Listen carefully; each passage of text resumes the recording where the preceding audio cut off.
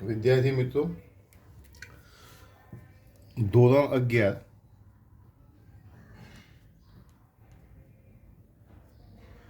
Chapter number 17 કે જેમાં આપણે ગયા વિડીયોમાં રુધિર દ્વારા O2નું વહન એટલે કે પ્રવાહી સંયોજક પેશી દ્વારા પ્રાણવાયુનું વહન ભણ્યા. આજે આપણે રુધિર દ્વારા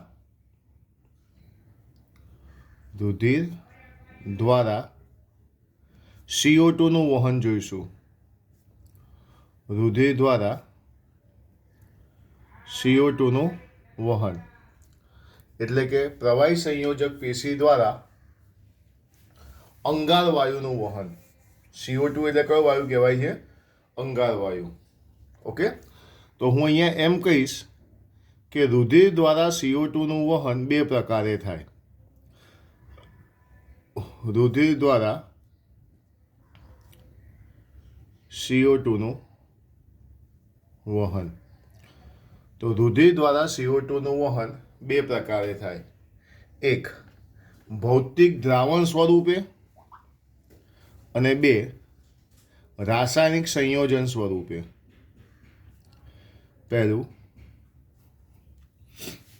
ભૌતિક દ્રાવણ સ્વરૂપે. ભૌતિક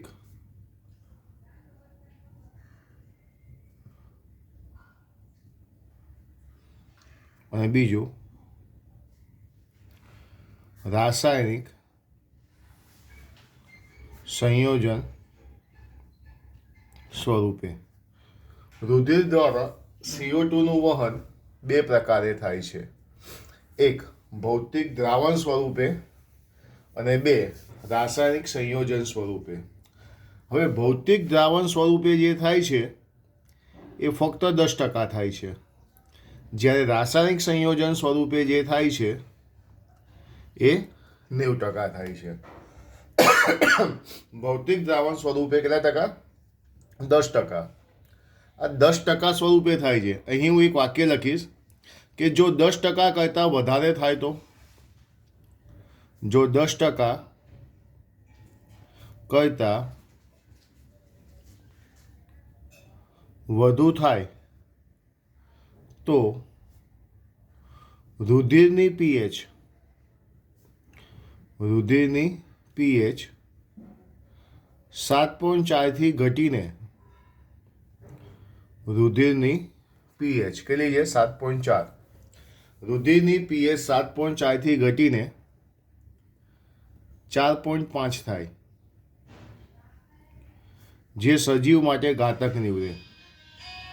જે સજીવ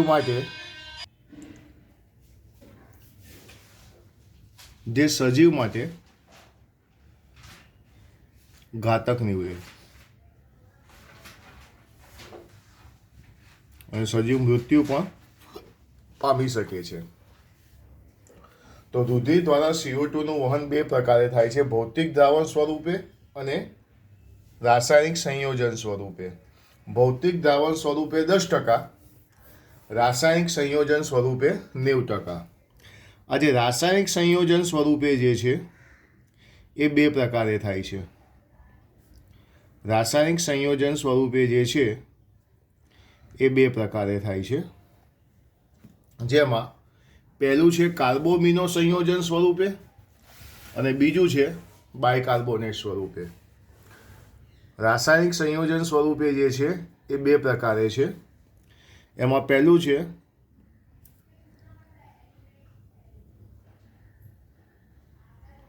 કાર્બોમિનો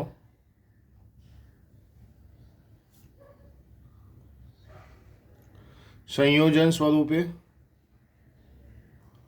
અને બીજું બાયકાર્બોનેટ સ્વરૂપે. કાર્બોમિનો સંયોજન સ્વરૂપે અને બીજું બાયકાર્બોનેટ સ્વરૂપે. આ કાર્બોમિનો સંયોજન સ્વરૂપે 20% થાય છે, બાયકાર્બોનેટ સ્વરૂપે 80 નહીં લખવાનું, ઉપર 90 છે તો આ 20 આવ્યા, તો હવે આ બાયકાર્બોનેટ સ્વરૂપે કેટલા ટકા થશે? 70%. એટલે રાસાયણિક સંયોજન સ્વરૂપે જે CO2 નું વહન થાય છે એના બે પ્રકાર, કાર્બોમિનો સંયોજન સ્વરૂપે અને બીજું બાયકાર્બોનેટ સ્વરૂપે. હવે આગળ વધીએ તો કે જે બાયકાર્બોનેટ સ્વરૂપે 70% થાય છે એ થાય છે રક્તકણમાં પણ થાય છે અને રુધિરરસમાં થાય છે.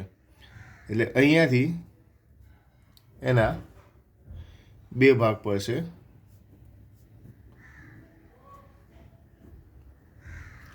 રક્તકણ દ્વારા અને રુધિરરસમાં બાયકાર્બોનેટ સ્વરૂપે જે થાય છે એ થાય છે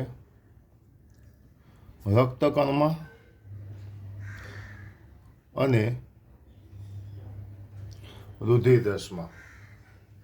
બાયકાર્બોનેટમાં બે, રક્તકણ દ્વારા અને રુધિરરસમાં. રુધિરરસમાં જે થાય છે તે 3 પ્રકારે થાય છે.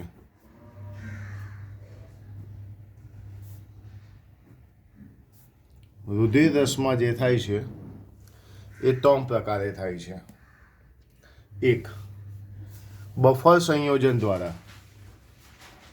એક બફર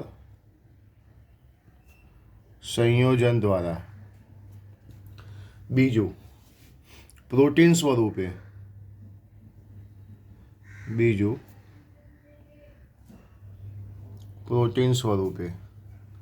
અને ત્રીજું, ક્લોરાઇડ સ્થળાંતર દ્વારા. ત્રીજું, ક્લોરાઇડ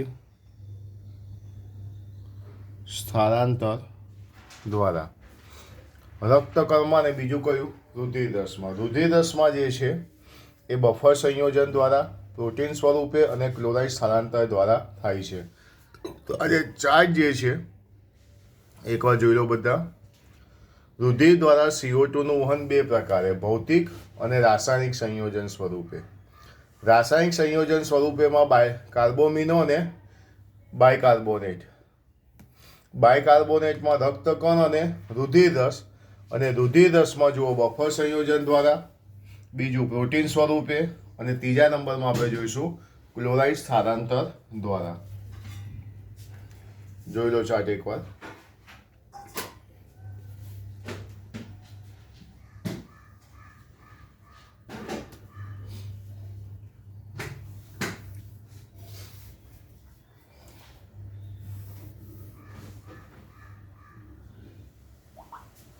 જોઈ લો કમ્પ્લીટ.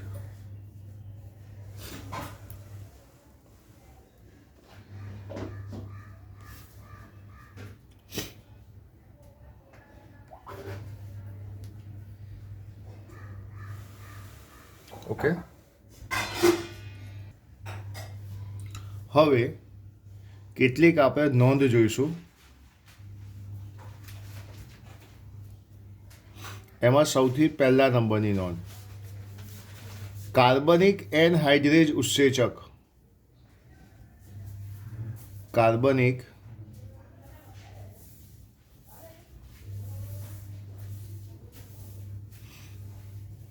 એનહાઇડ્રેજ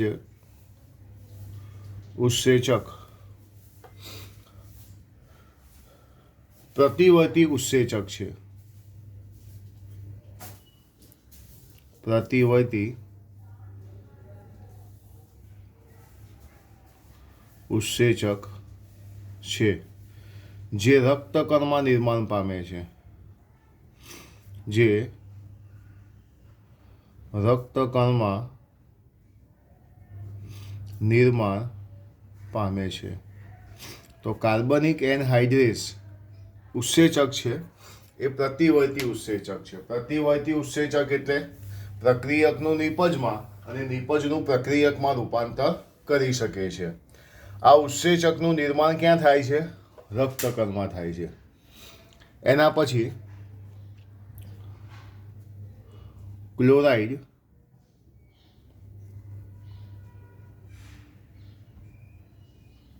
સ્થળાંતર અને ક્લોરાઇડ પ્રતિસ્થળાંતર ક્લોરાઇડ સ્થળાંતર અને ક્લોરાઇડ પ્રતિસ્થળાંતર પદ્ધતિ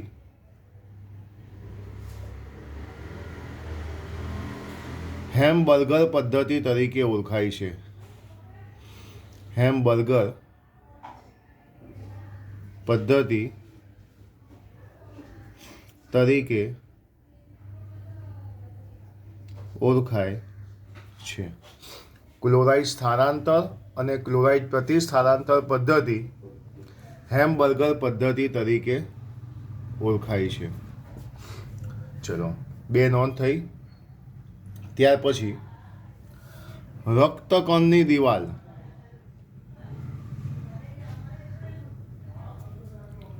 રક્તકણની દિવાલ ઋણ આયન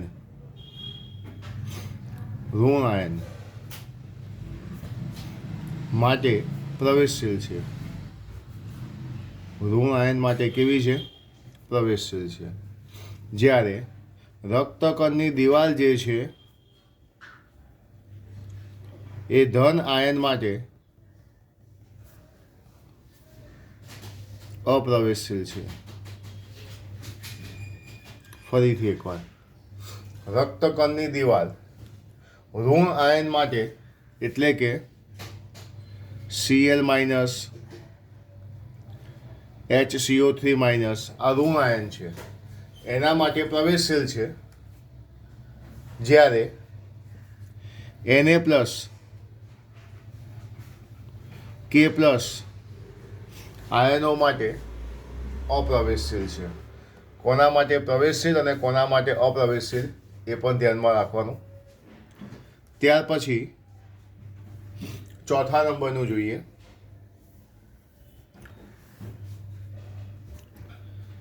Na2HPO4.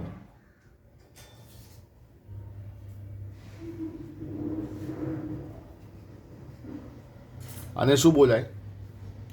ડાયસોડિયમ hydrogen phosphate. અને શું બોલાય? ડાયસોડિયમ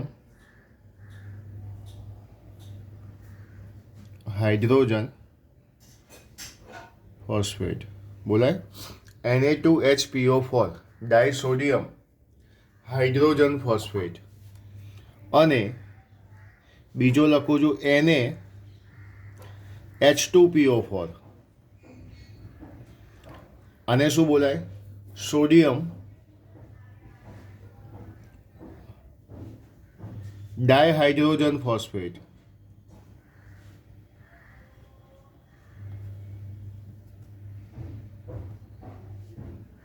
બંને ફરીથી એકવાર જુઓ. પહેલો છે Na2HPO4 અને બીજો છે NaH2PO4. આ બંને જે છે, આ બંનેને કહેવામાં આવે છે બફર સંયોજનો. આ બંને જે છે એ બંનેને શું કહેવામાં આવે છે? બફર સંયોજનો.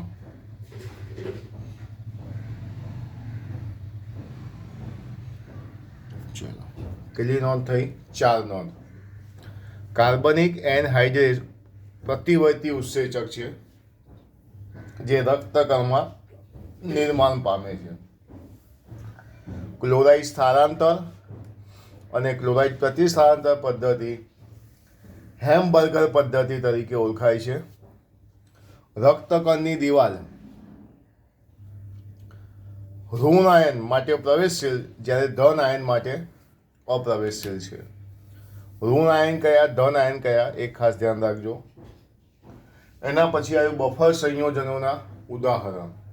એ પણ જોઈ લો એકવાર. બફર સંયોજનના ઉદાહરણ ડાયસોડિયમ હાઇડ્રોજન ફોસ્ફેટ અને સોડિયમ ડાયહાઇડ્રોજન ફોસ્ફેટ.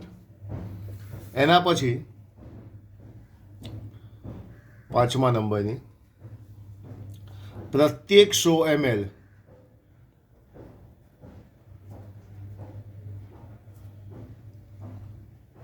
O2 રુધિર દ્વારા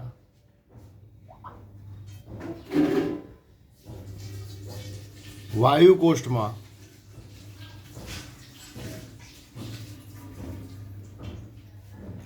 લગભગ 4 ml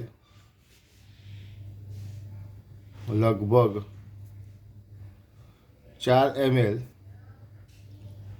CO2 મુક્ત થાય છે.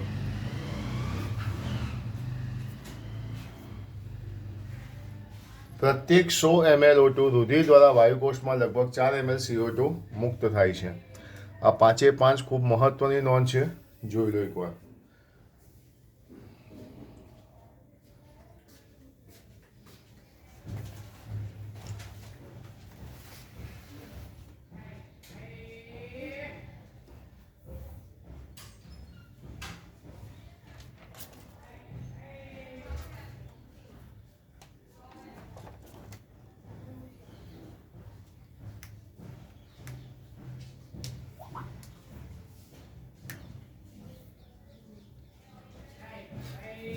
હવે આપણે પાઠની અંદર આગળ થિયરી તરફ આગળ વધીએ તો હવે આવશે શ્વસનનું નિયમન. હવે આપણી પાસે થિયરી આવશે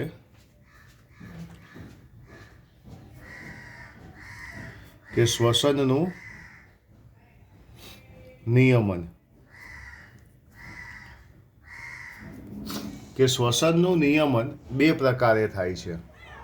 આ જે શ્વસન જે છે એ શ્વસનનું નિયમન એકચ્યુઅલીમાં શ્વસનનું નિયમન તો શ્વસનનું નિયમન 2 પ્રકારે થાય છે. શ્વસનનું નિયમન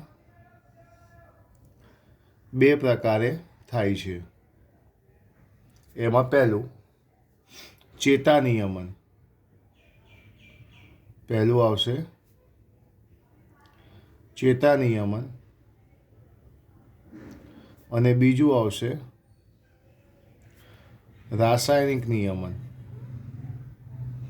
પહેલું આવશે ચેતા નિયમન અને બીજું આવશે રાસાયણિક નિયમન. તો શ્વસનનું નિયમન 2 પ્રકારે, પહેલું ચેતા અને બીજું રાસાયણિક નિયમન. તો હવે આપણે સૌથી પહેલાં જોઈશું ચેતા નિયમન અને ત્યારબાદ રાસાયણિક નિયમન.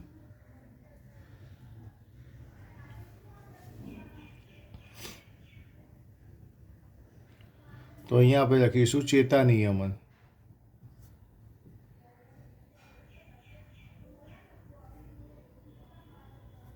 ચેતા નિયમન.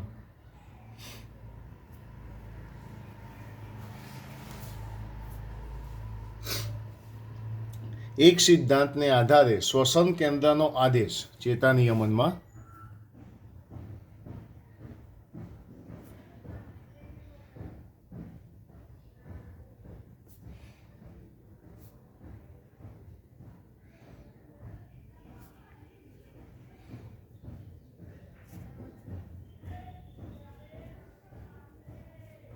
એક સિદ્ધાંતને આધારે શ્વસન કેન્દ્રનો આદેશ ઉર્મિવેગ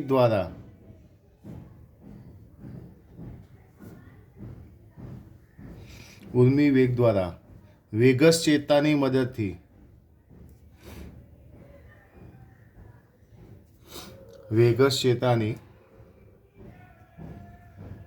એક સિદ્ધાંતને આધારે શ્વસન કેન્દ્રનો આદેશ ઉર્મિવેગ દ્વારા વેગસ ચેતાની મદદથી ઉરોદર પટલ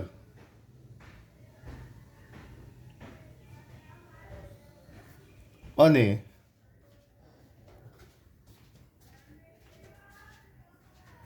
આંતરપાંસળી સ્નાયુ ઉરોદર પટલ અને આંતરપાંસળી સ્નાયુ સુધી જાય છે.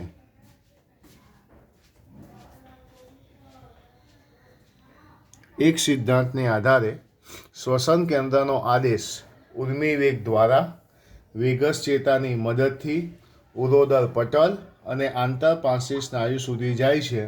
અહીં શ્વસન કેન્દ્ર લંબ મજ્જામાં આવેલું હોય છે. અહીં શ્વસન કેન્દ્ર લંબ મજ્જામાં આવેલું હોય છે.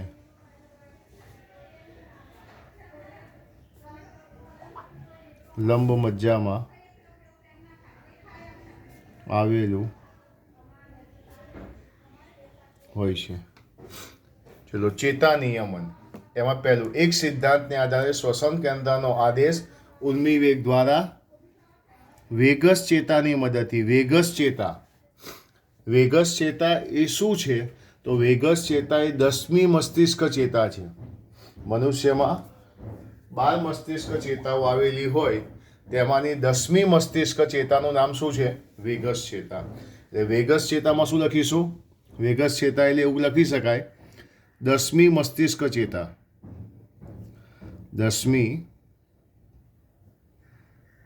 મસ્તિષ્ક ચેતા. ઓકે. એક સિદ્ધાંતને આધારે શ્વસન કેન્દ્રનો આદેશ ઉર્મિ વેગ દ્વારા વેગસ ચેતાની મદદથી ઉરોદર પટલ અને આંતરપાંસળી સ્નાયુ સુધી જાય છે. અહીં શ્વસન કેન્દ્ર લંબ મજ્જામાં આવેલું હોય છે. ત્યારબાદ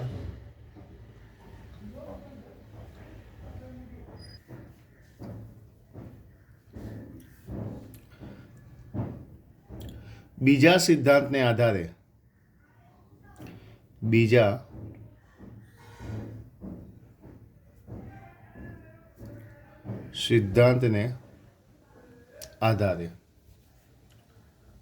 શ્વસન કેન્દ્રમાં શ્વાસ અને ઉશ્વાસ એમ 2 પ્રકારની ક્રિયા થાય છે.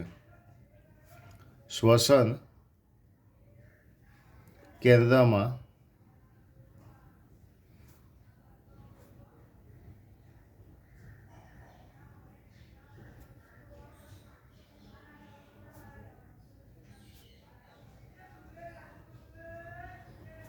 શ્વાસ અને ઉચ્છ્વાસ એમ 2 પ્રકારની ગળીઓ આવેલી હોય છે.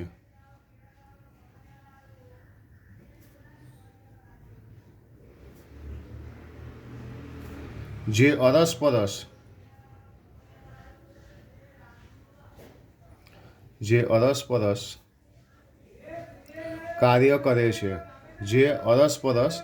કાર્ય કરે છે. અહીં શ્વસન કેન્દ્ર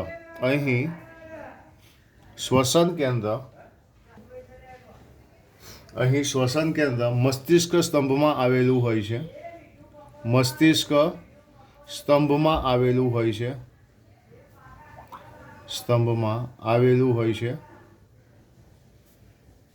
પેલામાં શ્વસન કેન્દ્ર જો લંબ મજ્જા હતું, અહીંયા શ્વસન કેન્દ્ર મસ્તિષ્ક સ્તંભમાં આવેલું હોય છે, જે શ્વસન સ્નાયુઓને લયબદ્ધતા પૂરી પાડે છે.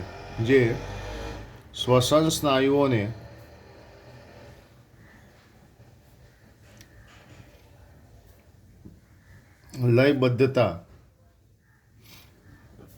પૂરી પાડે છે. ફરીથી એકવાર, બીજા સિદ્ધાંતને આધારે શ્વસન કેન્દ્રમાં શ્વાસ અને ઉશ્વાસ એમ 2 પ્રકારની ગળીઓ આવેલી હોય છે, જે બંને અરસપરસ કાર્ય કરે છે. અહીં શ્વસન કેન્દ્ર ક્યાં છે? મસ્તિષ્ક સ્તંભમાં છે, જે શ્વસન સ્નાયુઓને લયબદ્ધતા પૂરી પાડે છે. તો શ્વસનનું નિયમન 2 પ્રકારે થાય. પહેલું શું હતું? ચેતા નિયમન. તો ચેતા નિયમનમાં આપણે જોયું, એક સિદ્ધાંતને આધારે શ્વસન કેન્દ્રનો આદેશ ઉર્મિ વેગ દ્વારા વેગસ ચેતાની મદદથી ઉરોદર પટલ અને આંતરપાર્શ્વિક સ્નાયુ સુધી થાય છે. અહીં શ્વસન કેન્દ્ર લંબ મજ્જામાં આવેલું છે. પહેલા સિદ્ધાંતમાં મેં તમને એક બીજું વાક્ય કહેલું કે વેગસ ચેતા એ શું છે? તો વેગસ ચેતા એ 10મી મસ્તિષ્ક ચેતા છે. એ બધાએ ધ્યાન રાખવાનું છે. બીજા સિદ્ધાંતને આધારે શ્વસન કેન્દ્રમાં શ્વાસ અને ઉશ્વાસ એમ 2 પ્રકારની ગળીઓ આવેલી હોય છે, જે અરસપરસ કાર્ય કરે છે. અહીં શ્વસન કેન્દ્ર મસ્તિષ્ક સ્તંભમાં આવેલું હોય છે, જે શ્વસન સ્નાયુઓને લયબદ્ધતા પૂરી પાડે છે. એક ખાસ ધ્યાનમાં રાખવાનું છે. હવે ચેતા નિયમન પછી આપણે જઈશું રસાયણ નિયમન તરફ.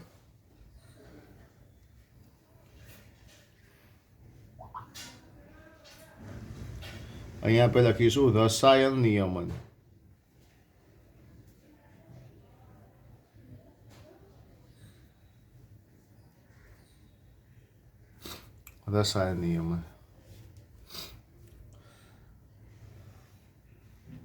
તો કે શ્વસનનું રાસાયણિક નિયમન ધમનીમાંના રુધિર અને મસ્તિષ્ક મેરુજળમાં રહેલા CO2 દ્વારા થાય છે.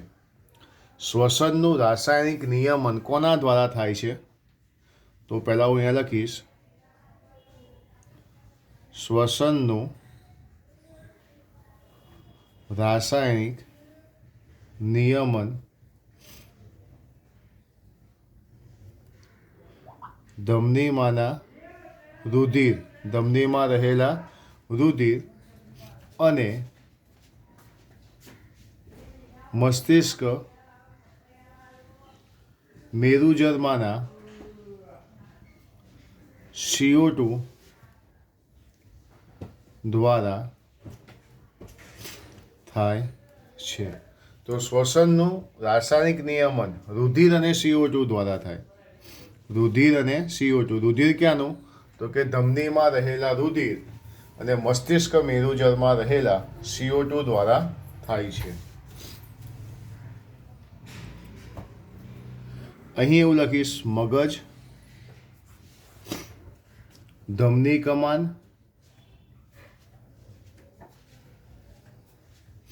અને ગ્રીવા કોટરમાં રહેલા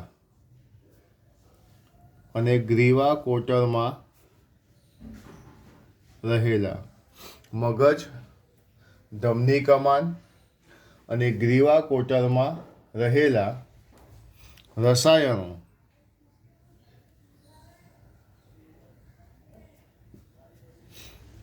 રુધિરમાંના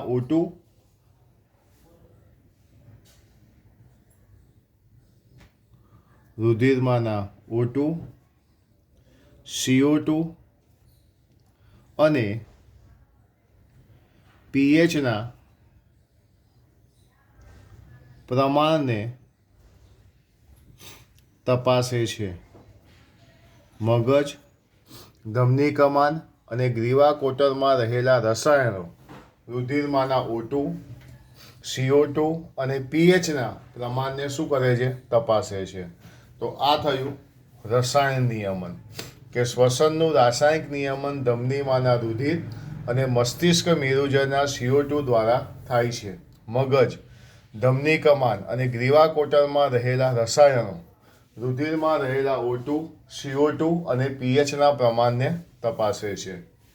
તો આ સાથે અહીં તમારે ચેપ્ટર નંબર 17 જે છે એ તમારે અહીં પૂરું થાય છે. આ સમગ્ર ચેપ્ટરની અંદર 17મા નંબરના ચેપ્ટરમાં સૌથી પહેલાં આપણે અભ્યાસ કર્યો પ્રસ્તાવનાનો. વિડીયો પણ તમે લાઇનસર જોશો તો તમને મળી રહેશે. પહેલાં આપણે ભણ્યા પ્રસ્તાવનાની સાથે સાથે આપણે શ્વસન અંગો વિશેની પણ માહિતી મેળવી, કે શ્વસન અંગો કે જે મેં તમને કહેલું નીટ માટે ખૂબ જ કામનું છે. ત્યાર પછી આપણે ભણ્યા માનવ શ્વસન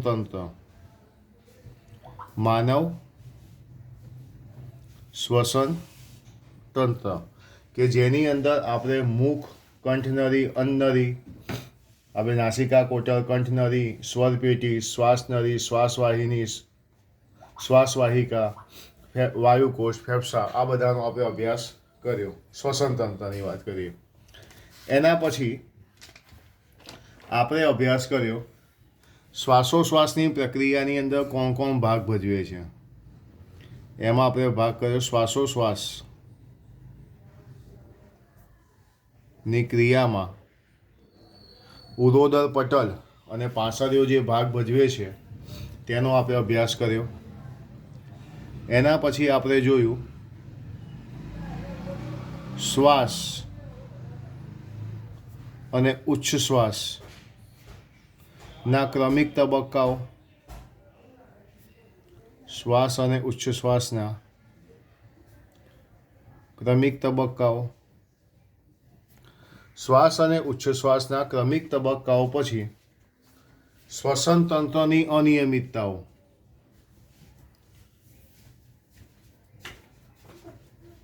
શ્વસન તંત્રની અનિયમિતતાઓ કે જેની અંદર આપણે બ્રોન્કાઇટિસ, દમ અસ્થમા, એમ્ફીસેમા, ન્યુમોનિયા, વ્યવસાય આધારિત ફેફસાના રોગોનો અભ્યાસ કર્યો. પછી આપણે જોયું શ્વસનનું કદ અને તેની ક્ષમતા. શ્વસનની કદ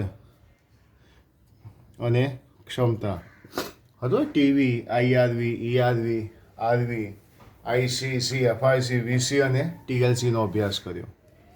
એના પછી વાયુઓની આપલે ભણ્યા. એના પછી વાયુઓની આપલે પછી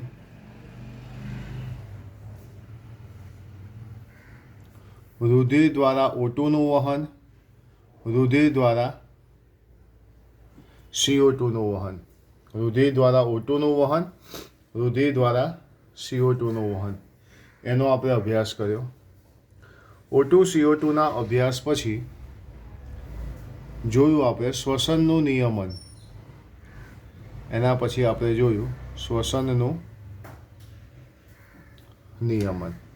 ટૂંકમાં ચેપ્ટર નંબર 17ની અંદર આટલી વસ્તુનો આપણે અભ્યાસ કર્યો.